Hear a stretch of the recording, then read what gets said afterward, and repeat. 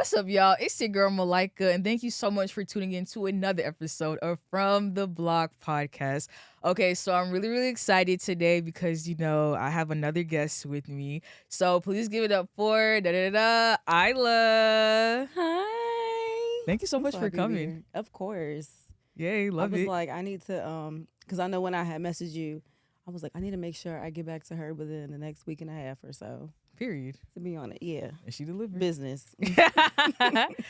Okay, so in the words of Beyonce, who runs the world? Girls. Right. There's something so exhilarating and powerful about womanhood. There are, a magnitude of women across the globe who embody strength, resilience, and courage, all while pursuing their dreams and holding it down for not only themselves but their loved ones. So although it's amazing to highlight the strength of women, we can also talk about the adversity and disadvantages that, many women face in a patriarchal society. Now, let's expand that conversation to women who are parts of marginalized communities. Things definitely get deep. So I'm super excited today because the discussion, which is inspired by the 1976 work for colored girls who have considered suicide when the rainbow is enough, about just womanhood and mental health, relationships, all of that. So so sidebar, right? And tell me your opinion on this. Okay. So, do you remember growing up, those girls that would be like, I don't like hanging around women. Like, I only have guy friends. Hey, brother. Yeah. I don't know. I never really understood them because me personally, I just feel like there's something really powerful and liberating just having, your girlfriends around, just being around that great community of women. So, like, do you agree? I agree with what you just said. Yes, for sure. I feel like it's a lot of like childhood things that I feel like a lot of women are needing to heal from when you aren't able to connect with other women similar to you. And like finding that familiarity to being like, okay, I can be supported by these people and not feel like kind of like what you had mentioned earlier, like that sense of entitlement or the need to be jealous or compete. Like with women, it's always a competition. And I guess with guys, it's that sense of, for a lot of women, it could be like that sense of comfort where they're not really competing with you in that way. So you're not having to deal with those aspects. And that's just a lot of fear. Like you have fear being around women who are in the same lane as you. No, I get what you're saying, but I just feel like it's really hard being around guys that are, they just want to keep things strictly platonic. Yeah. Because I feel like a lot of them, right, they'll kind of like maneuver their way and they'll be like, hey, sis, da-da-da-da. Yeah. And then they just come up with like the weird energy and it's like, oh, hey, what you doing? Yeah, for sure. So what does womanhood mean to you? Wow. I don't feel like there's a simple definition just because of everyone's experience within their own identities and their bodies. But I guess womanhood for me is just kind of being liberated within the skin that I'm in. I'm very spiritual and I feel like we are not our physical beings. We're spirits having a physical experience. Amen. So I feel like if you are existing within your womanhood and you feel empowered in what that looks like, then it's really like creating paths for other young girls and women to find themselves within the same like retrospect that you were able to. So that was a long-winded response. No, I love it. I get it. No, I get it. I get it. I love it. So have you ever found yourself in situations where, you've come across a lot of people who have made a lot of broken promises? So AKA like you always felt like you have a genuine spirit about you, but you come across a lot of people who typically give fake love. Yeah. Yes. Quite often I feel like it can be hard when you are that kind of person, like who is very genuine and very empathetic, to discern what kind of people to be around. Because a part of that is you end up attracting people who need a little bit of help or guidance or a little bit of love. And they take that experience and kind of flip it subconsciously. I feel like a lot of times it's not really like intentionally. Yeah. It's just a lot of people don't know how to give that kind of love back because they never received it. Yeah. But yeah, I've experienced it. So why do you think? So like I've kind of heard something like that before too. Why do you think the most genuine people always have to come across the most, disingenuine people? Yeah, because I used to experience that myself, where I'd be so genuine, and I just at some point I would just be over the disappointment. But that was just me placing expectations on people and not realizing that I can be my natural self and be authentic in that. But it's unfair of me to expect that from other people who may not be on like a healing journey of figuring out why can't I be genuine? Why do I feel this way when I'm around people? Like why am I taking from people? So I just kind of show people grace and give them time to Oh figure it out wow, away from me. that's a real mature response.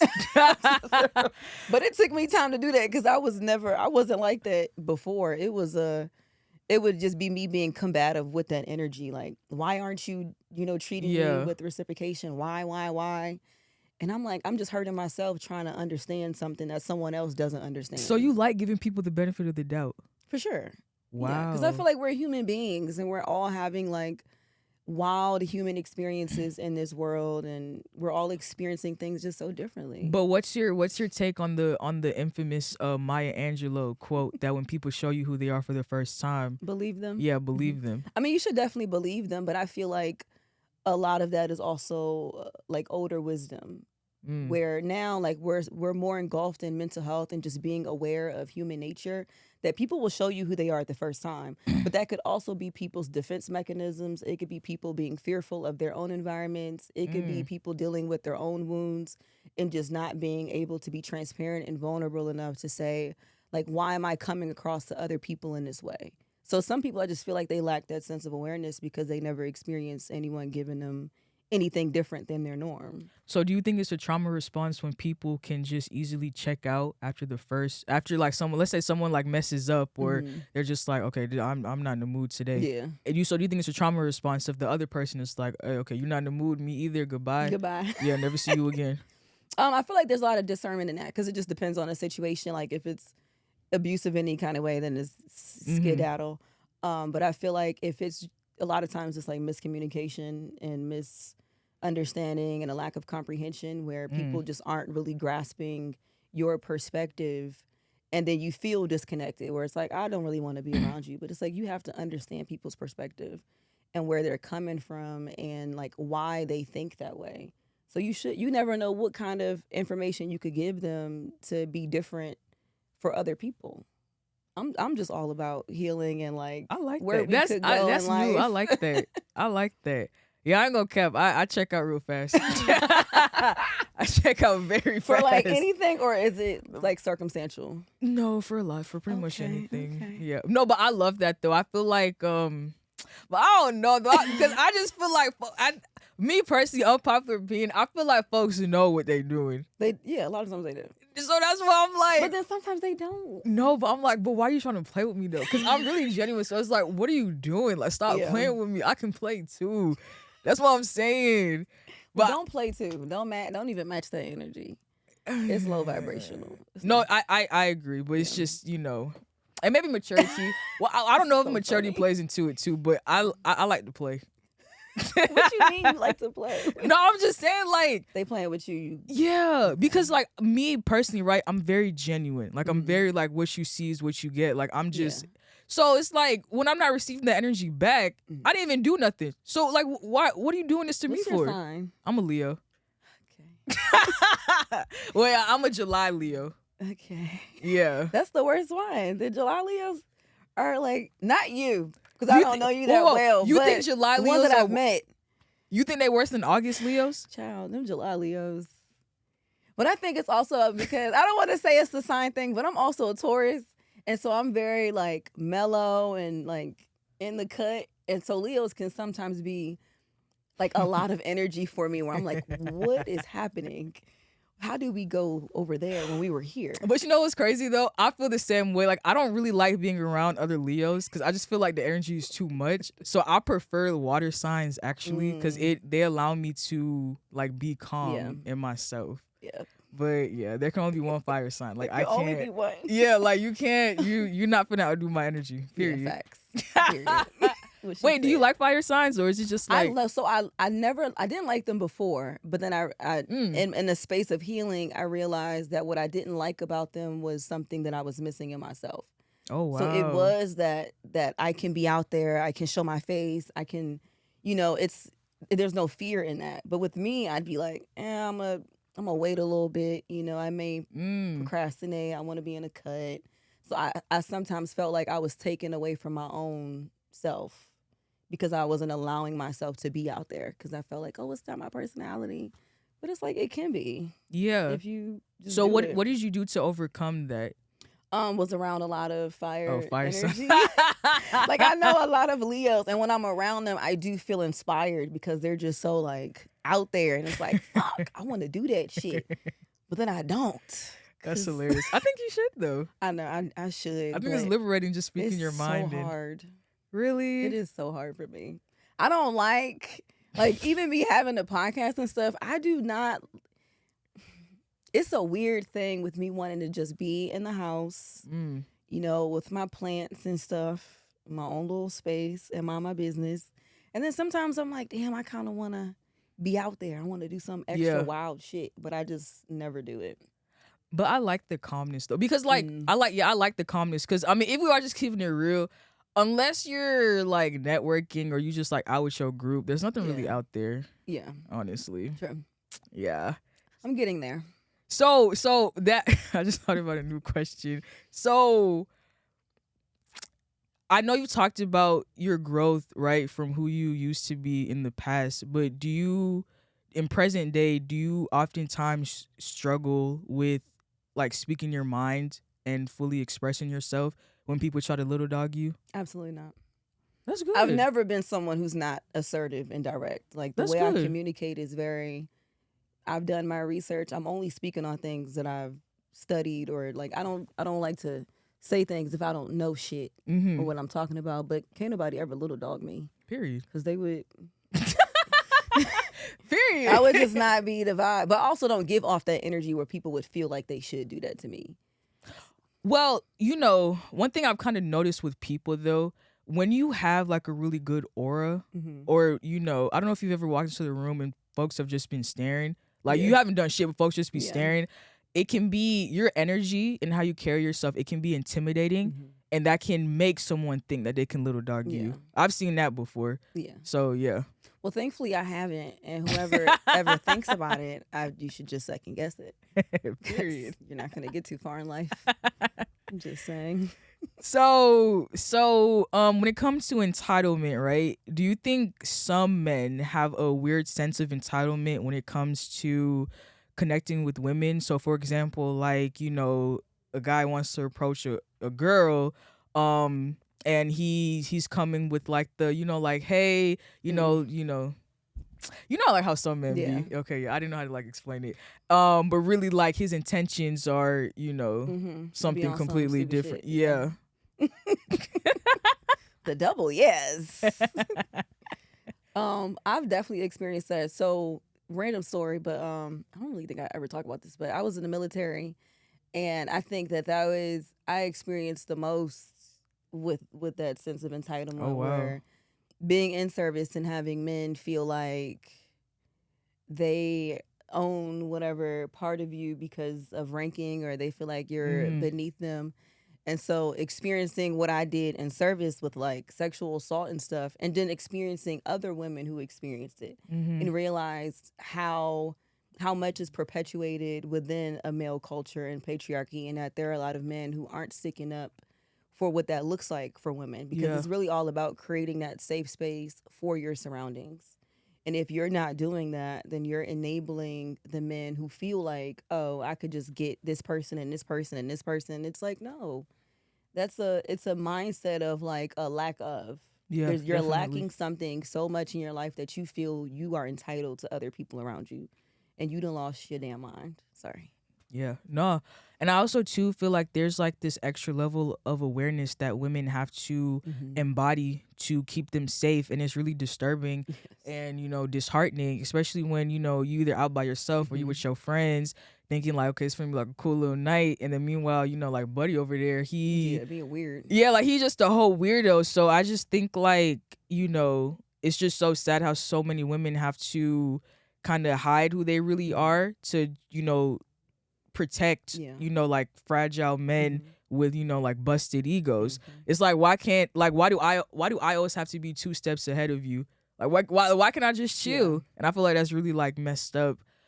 Have you ever struggled with being present and in tune with your true nature because you felt like you had to be a certain way to, you know, either appease, I would say either men or women, honestly.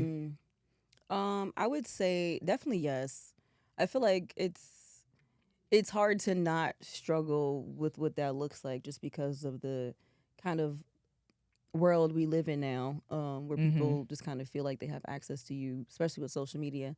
Um, but I would say for sure, especially in the military, like having to kind of, I don't want to say down myself, but having to avoid certain parts of myself out of fear that men within my space would take advantage of me Mm-hmm. or what have you. Like it's hard being vulnerable in a space where transparency and vulnerability is kind of not allowed, if that makes sense. No, yeah, Like in the military, definitely. you can't really be transparent. You're not really expressing much of Yeah. yourself. It's like this is day to day. This is the structure of this space. Whoever you were before this doesn't even fucking matter.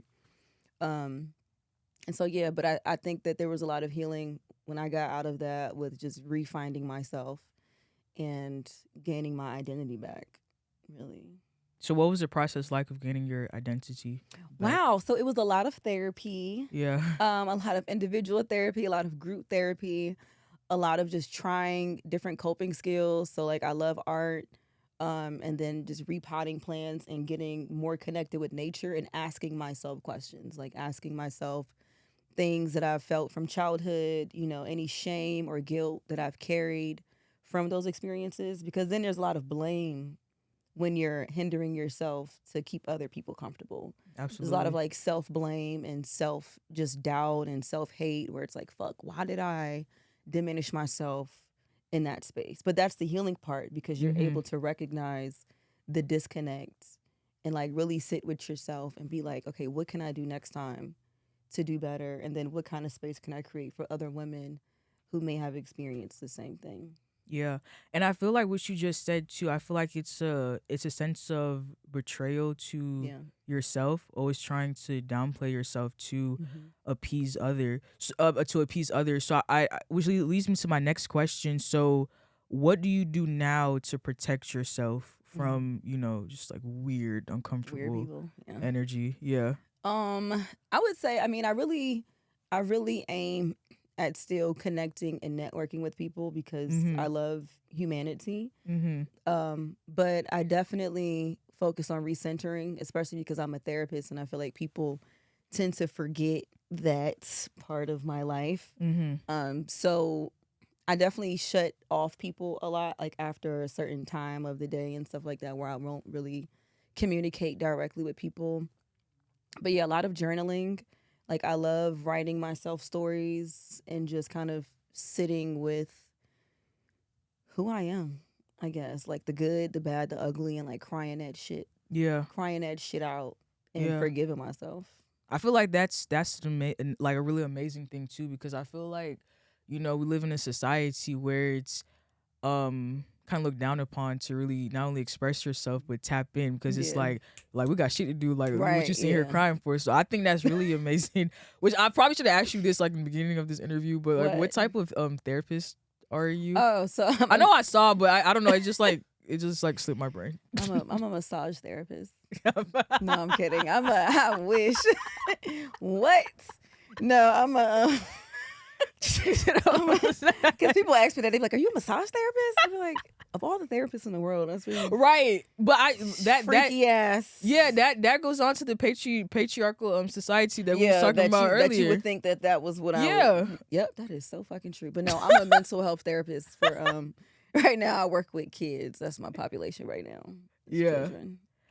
Do you see yourself kind of expanding in the future to working with, like adults, or do you Mm. think like, ooh, that's just a little too much? So no, I've worked with adults before. So I've Mhm. been in this field for like 10 years. So I've worked with primarily adults. I've worked with like human trafficking survivors, adults with minor psychiatric concerns like Mhm. anxiety, depression, and stuff. But then I just think I went to children because I realized in working with adults that there's always that lack of accountability, and then there's all of those expectations and stigmas around therapy that you're going to come to me and we're going to talk about you having anxiety and then you're done. And that's not what therapy is. Like, it's a Yeah. process and it's a journey. And there are a lot of adults who will say that they want it, but then when they really get in the process and these questions are really coming out and you're really having to sit with yourself, it's like a whole nother story. But with kids, it's just kids being kids. Seems easier, And I love honestly. it. I mean, it's easier, but it's also having to do with like all the adults in the kids world Yeah. and and then seeing how all the adults make things a little bit more complicated for the kids. So you would say that it's also common for therapists to see other therapists as well, For sure. correct? Yeah. We all need help. Like, doctors see doctors, lawyers have lawyers. We all need help. And I be needing help because sitting there talking to all these people every day, all day. Yeah, like that was actually my next question, like, but oh my God. because What do we do? yeah, like, that's a lot of energy that you're absorbing. Mm-hmm. It's a lot. So what do you do to make sure that you're hearing but not absorbing other people's energy? That's a really good question, by the way. Thanks. Never asked me that. I mean, I said that's a really good question because that's the part that other people forget about the therapist that they know. Mm-hmm. That you're not going to exhaust me, and you're not. It's not up to me to comfort your feelings when I'm not able to communicate with you on a level that you want me to, because our lives are two totally different things. Yeah. So I'm very direct with what that looks like with people. Like, I'm not going to message you for maybe like a week or something, or just whatever that looks like. But going to therapy is the most therapeutic thing that you can do for yourself because you're able to gain new perspective. Mm-hmm. So in the work that I do, I can know whatever I know, but I don't know everything. So even when I'm going to see my therapist, I'm able to subconsciously analyze how they communicate with me. And I try not to do that with other people when they're venting to me. So I'll tend to ask people, like, are you venting to me? Do you want me to give you information in return? Like, what are you seeking? Yeah. Because I will analyze conversations and I will like think in my mind, like, okay, they're feeling this way. Uh-huh. Maybe I should ask about this. But it's become easier to stop doing that because I'll just kind of cut conversations short to avoid even having to go through all of what that looks like because it's annoying. Oh my God. Well, we love the transparency though. It's so annoying though. Because I really analyze people's conversations and it's really not on purpose. I think I'm just trying to figure out how I could help you if I could. Like, if that's what you're coming to me for. Just no, it makes sense. go to somebody else. Not go to somebody else. Just saying. I think therapy is super important, but it's just so hard for me to get into therapy. Why? Only because I'm very self-aware about myself. Like, I'm very self-aware. So what you tell me, 9 times out of 10, I already know. So because I already know, it's like, what's the next step? It's just, acting on it. Like, just making sure I'm better. So it's like, I don't really know, like, why I'm here. I mean, therapy, I would say therapy isn't, because again, it's not something that you just do forever. Like, some people go to therapy because they're dealing with like separation or loss or, job stuff, family stuff, whatever in their life.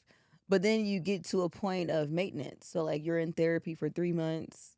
Okay, now you should be able to utilize with whatever information you needed or new perspective you needed. Because, like, you can know a lot about yourself. Like, I'm very self-aware. But then when I hear other people say things, I'm like, okay. I like that idea. And I'm going to try to use that for myself and see if it'll work for me. Yeah. And I don't know. So you can always learn shit from people. That's like, true. This can be therapeutic. Like, just having a conversation about shit like this, stuff like this. Ooh, my mouth. I'll probably cuss more than you. I'm just trying to tone it down. I'm pretty sure I cuss way more than you. Just talking shit. I mean, stuff. So I want to briefly talk about dating and relationships just for a quick second, but more on like a non-surface level. So in your previous relationships, have you ever felt like you had to tone down who you truly are just to make sure that you don't intimidate your partner? Yeah, every time. Oh, every time. Every single time. And it's more so just because of my field. Like, when I first meet people, I try to avoid saying what I do. I know I'm going to tell them at some point because I feel like the minute I say what I do, they end up having a thought in their own mind of everything else within my life. Like, oh, okay, she's a therapist, so on one side it's either so she should be good at everything, she should know everything, she shouldn't make any mistakes. So then Mm. when I'm making mistakes, it's like, but you're a therapist and but you're this, and it's Oh like, wow. okay, so now you're flipping it on me as if I'm not still a human being. So then I end up just toning shit down, Oh where I wow. feel like, okay, I can't be as informative. I'm not supposed to know as much as I know because now you feel like I'm being too smart. And it's like, no, I'm just telling you what Mm. I've gathered on my journey. So yeah, I've definitely had to tone it down. And damn, that's crazy because that's honestly been the most difficult part about my stupid dating life. So what are you doing now to work on that? So I wouldn't say I'm doing too much to work on it. I would say that I'm just surrounding myself around people who allow me to be To be the you. full version of myself. Yeah. And I'll just attract, my goal is to just attract that energy. So wow, that's really interesting. I know. But Tell me about it. but like, you know, you do like, but like at least you realize in your next relationship, it's either, you know, I get to be my full self or Or you get to be by yourself. period. But then, but remember though, a couple. No. No, you remember though. No. when you We're talk not about going giving- back. You get to be by yourself. when you said that you should give people grace. And I will give someone grace, but I think especially it just being my age, like I'm almost 34. So in my mind, I'm like, That's not old though. You no, it's not old, but I'm thinking about like my time clock. I'm thinking about the process of having children. I'm thinking about, you know, what I'm doing career wise and what I'm focusing on and maintaining my licensure within my field. I don't have extra time for people to bullshit. And so like I'm very upfront when I'm dating people within like the first week of us just communicating. Like, look, this is I love where my that. life is. If you don't intend to add to what I got going on, all right, player. I love It was that. nice knowing you, player. We could be cool, but we can't kick it. And I love, like, I don't know. It was a bar. Do you feel like a lot of men, though, that can be intimidating to them and turn them off when they see a woman that's really just assertive and knows what she wants? I mean, if they're a weak man, if they're a man who doesn't know themselves, if they're unaware, if they're lacking confidence, then of course, because you can't see a woman having the capabilities as you, the same or greater. You know, Black women are running shit in business Period. and in a lot of like healthcare fields. So it's like if you can't imagine what that looks like and you have mothers or daughters or cousins, you don't want to see them be great. You don't want to see other women shine, and these are the women within your culture. Like, y'all have to let go of the ego and just appreciate the people in your community Yeah. who are doing shit for your community. Grow up. I love it. No, honestly, and I've literally have always felt that way since, you know, just like as an adolescent. But it has always just, you know, like just give me the worst heartache, right? Seeing women tone themselves down for, you know, their man. And like what's so crazy too is that the real life examples that I've seen is always the most like intelligent, articulate, you know, hardworking, you know, woman.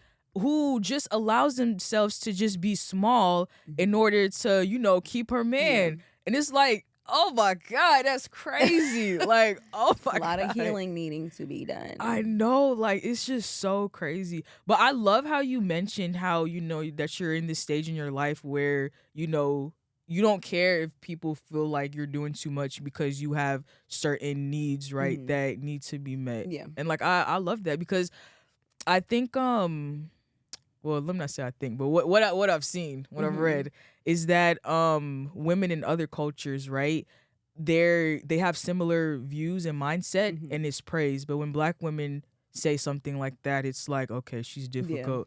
Oh, she one of them. Always. Yeah. So yeah, I think that's like mad crazy. I still need to mature though, because even when it comes to like dating, like I like to BS, but I'm 24, so I feel like it makes sense though. You're 24. Yeah. So cute. Oh, how I wish I could be 24 again. So nice. No, but I'm excited for my 30s though, because I feel like, no, You seriously. ready for your 30s already? I think so. Slow down. Slow down, Bobby Valentine. Because I feel like most people in their 30s, like, you know, I feel like your 30s is your 20s with more common sense and money. So Yeah. it's like, Come on, money. yeah, exactly, period. So I'm at an age now where like I could do like stupid stuff Yeah. and not really get judged for it. But like I know like when I get to So my funny, 30s, yeah. yeah, like when I get to my 30s, like I could still do stupid stuff. It's like I'm kind of old enough to know better. You know? Yeah. So I mean, but that's really how that is, even developmentally. Like, a lot of people aren't really fully developed until they're like 25, 26, especially Thank men. you. I've said that Especially multiple men. times. Yes. Jay, like, he's heard it before. But especially men, it takes them longer. And I feel like Amen to that. that's why, like, when I work with kids, I be like, oh, the little boys just be running rampant because it's taking them a while to grasp what is really going on in their life. They're a little bit behind. Yeah, that's so crazy. Which is normal. It's very normal. Which is like, it's so crazy too, because I don't understand why some women, right, they'll be really sad when they get pregnant and they find out that they're having a girl, because they're like, oh Lord, Yeah. it's gonna be this. I'm like, I feel like boys are just like way more like, difficult. Not to compare like the two genders, like babies are a blessing, but I feel like out of the two, like I feel like having a girl would be like way more easier. Yeah. I just get mad at the idea of you being mad that you're gonna have a girl and you a whole woman. Like, it's so weird. I would love to raise a little me and to just help them flourish into being the best of themselves. What? Give me a little girl. Period. My dog. So, have you ever struggled with self-love in the past?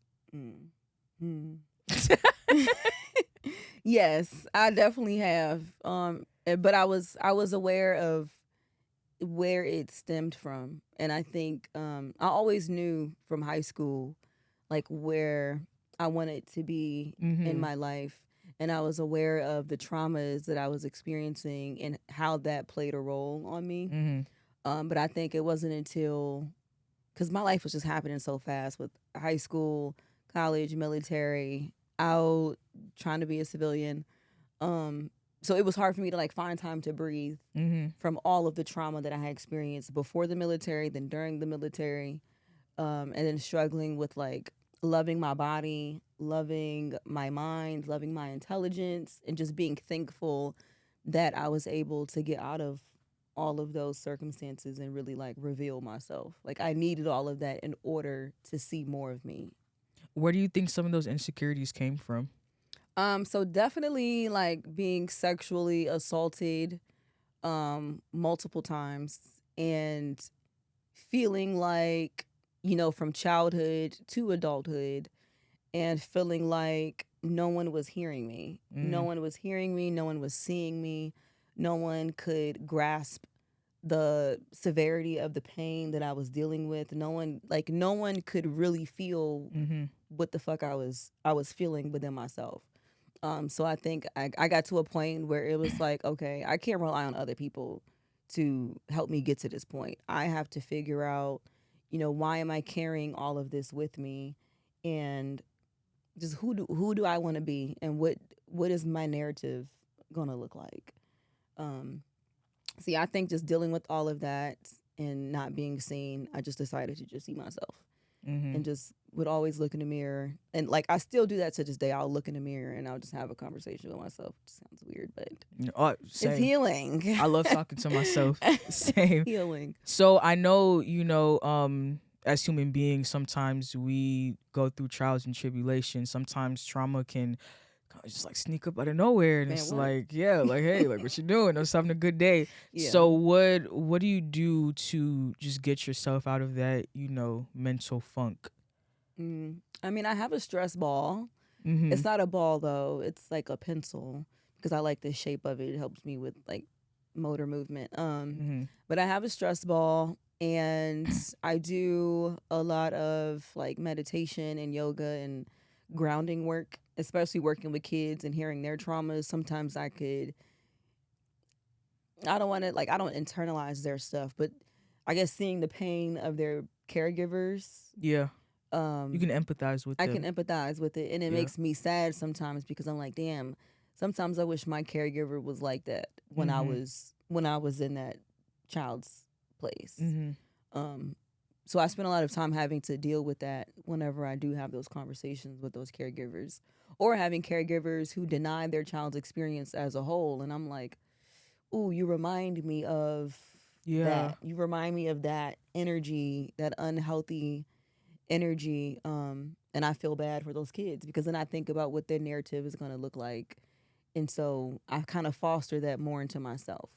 Like, Mhm. okay, in what ways can I be better for me so that I can help more kids out? So I have to ground myself. I have to journal. I have to use all of my coping skills in order to be as effective with people, basically. Yeah. So you're when you find yourself in situations where you feel triggered, right? Mm-hmm. What do you do to kind of quickly snap out of that? Or do you just kind of just go through I go through it. the emotions? Yeah. Okay.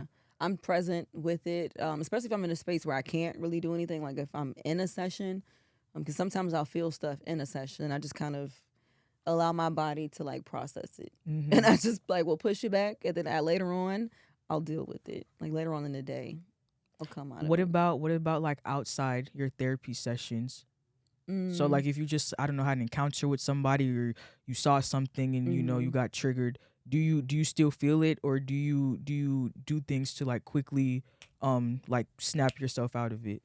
It depends. So I still feel it sometimes, like, especially if I'm on social media, because I've found a way to just not see certain content on my feed. Mhm. Like, I avoid violence and hearing about sexual stories and people saying, like, the R word, R ending E word, Mhm. and not being conscious of the feelings associated with that when they're just saying random shit and they're not being mindful.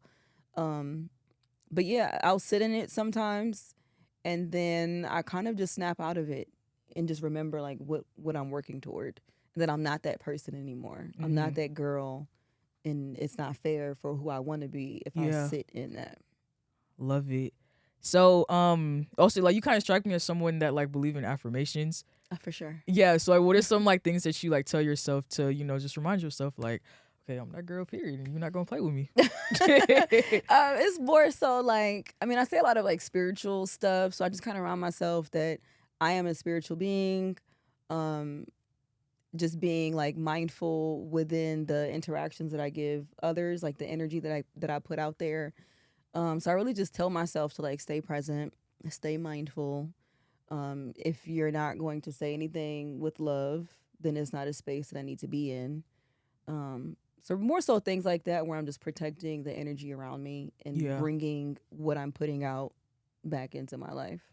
Your spirituality, do you think it's evolved since, you know, your adolescent years or have you kept that same spiritual belief to, you know, like what you believed in when you were an adolescent? That's a good question. It's definitely evolved. I wasn't as aware as I am now. Like I had a sense of myself, but I wasn't at this place because I was still in a stuck and hurt mindset Mhm. that I wasn't even able to really explore more of who I was spiritually. Mhm. It wasn't until I was able to heal from those things that I was able to see more vividly like, wow, I am really a spiritual person. Like I am inside of a body that's not meant for me to keep forever. Mhm. I'm meant to. My purpose is designed to be of service to people. Mhm. And if I feel like I can't be of service, then I'm not sure what I'm meant to do. So it's definitely evolved after like healing. And healing is forever, so it's just still going through like the motions and stuff. Yeah, cuz I've met a few people where, you know, like in their adolescent years they were kind of I don't want to say confined, but they just heavily Mm-hmm. believed in a specific Yeah. religion. And then as they grew older, they kind of got out of that religious mindset and kind of Mm, tapped into their more like spiritual side. I So see they what you mean. yeah. Well, I So didn't have like a religious family. So my mom was young when she had me, and my grandma was an OG. They was not yeah. any of that. I did go to church with like my great aunts and stuff, but I wasn't really paying them no attention. But I had a godmom who, well, not had. I have a godmom who was Muslim, so I was around her a lot when I was younger too. And I would go like to the mosque with her, and she would Mhm. show me how she ate. And I think just seeing her and then going to church, I was able to be just more open minded on like what things look like, Yeah. and that everything can be different. And like I like the way that she lived. I like that she dressed a certain way and Mhm. she ate a certain way. Like I respected it, and I respected her dedication to what that looked like over my cousins who'd be like, oh, in church, and then the next day I'm like, oh, what happened? I thought y'all was holier than thou. I don't understand what happened. Yeah. So I think I was just able to be like, okay, I can discern and make my own choices as to what I want to believe in, and it's nothing religious with me. I'm more so spiritual. I don't be paying attention. Like, I'll indulge in it. Mm-hmm. Like Mike Todd. I don't know if y'all know Mike Todd, but Yeah. I'll watch his stuff and I'm like, I fuck with him. Yeah. I fuck with the way he with the way he presents information. It makes me want to gravitate toward that energy. Less about like the religious side. It's just more about how he speaks and that it's from an open space. And I appreciate that. Yeah, no, I feel the same way. Like, with me personally, I'm not really too much into like, you know, like church community gathering. Like, that's not really my thing. Yeah. But I love hearing the word. Like, I love talking to God, and I feel like, you know, when you really tap in with God, you can also tap in with yourself in a way, because it's a like silence is needed, a high level, like high vibrations is needed. You know, meditation is needed. So yeah. That's so cute. And okay, so before we close out, right? So you, which I probably should have said this at the beginning. I just didn't. You have your own podcast. I do. It's so funny. I do, and it's in the process of being rebranded. So I'm rebranding it for season 2. So season 2, it'll be a whole new set, whole new name, whole new. But like, talk about it though, because whole new everything. I meant to tell you, I the intro, that's like really dope. Your intro for the other one? Yeah. Okay, yeah. That's all going to be different. So we're just disregarding the other one. Disregard the whole thing. Okay, I got you. So this new one, if you do want to talk about it, like, what's it going to be based on? Okay, so it'll be based on the same thing. I think I didn't want to be limited in the concept of the name that I had originally had. So like the intro and everything was related to an idea that I had about like New York and just New York community, kind of like, well, inner city community. Yeah. Like the stoops and the corner stores and just like that familial feeling. That was what I was originally going with. So whoever hears that like idea and likes it, you can have it. But I just didn't like it anymore. So I changed it to the space we create because I wanted people to understand that it's a space designed for people to be transparent and be vulnerable and talk about culture, entertainment, and mental health in a way that is positive and in a way that is liberating, and you can walk away from the space feeling like you learned something about yourself. And so I feel like that was just going to open me up more to a broader audience, I guess you could say. Yeah. No, definitely. If that makes sense. That's why I'm changing it. No, definitely. And when it drops, I can't wait to tune in because I know it's going to be... I saw it with I know you disregarded the last one, but I saw a few... The old ones, yeah. I mean, I can still watch it. It'll still be on there because I'm like, I didn't want to take it off. I don't know how to go about this right now. I'm still in the stages of figuring it the fuck out. So for now, it'll all be on there though. Yeah, but I just want to say like the last one, I liked it. Okay, but we're disregarding the last one. But this new one, make sure y'all tap in and make sure y'all tune in. So thank you so much. I really hope that you want to come back because I would love to continue. I didn't this realize, conversation. you know, the time be going by fast when you're just talking, and that's how I be on my sessions. I'd be like, well. It's time to go. The hour is up. That is hilarious. So you can tap in with her on all social media platforms. Hey, who is Isla? AAILA. Period. And make sure you follow us at From the Block Podcast. Alrighty. Bye. Bye.